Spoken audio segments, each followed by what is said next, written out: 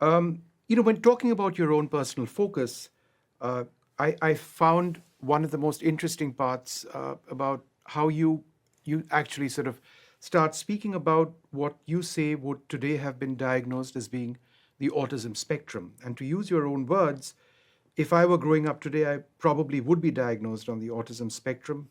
In the time of my childhood, the fact that some people's brains process information differently from others can't widely be understood. When did you realize that your brain, you function differently in a more intense manner?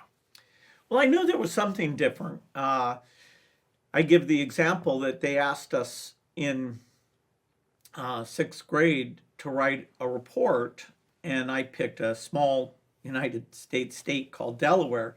I ended up turning in a 200-page report, and the other kids were turning in 5 to 10 page reports. Yeah. And I was kind of embarrassed. Wow, did I go nuts over this thing? And teachers were always a little confounded at where I was so capable and also yet so distracted. I literally had teachers at one stage say to me, we should skip you ahead 1 or 2 grades. Yeah. Or a teacher say, no, we should hold you back Yeah. so you can be more mature.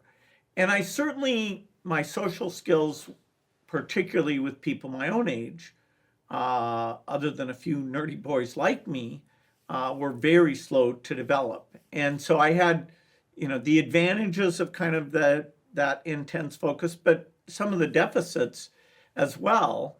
And, it befuddled my parents and teachers a little bit. And I was very lucky that, going to this private school, I was able to shape that capability into a strength.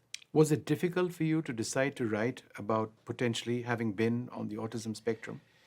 Well, I thought it was, maybe helpful to people now who get that diagnosis. Sometimes having a diagnosis is helpful to people because they can learn more about other people. It also, can be pejorative, and I worry, that would hold somebody back. I didn't have that, even though my parents, to deal with that I was causing a bit of tension, pushing back on them, they sent me to a therapist. It was never Yeah. that he had some word. He was Yeah. just, hey, you're wasting your time. Your parents are on your side. You're confused. And over a period of a year, he actually succeeded in convincing me that I was, picking the wrong battles to try and push back to them. But it was never about a diagnosis.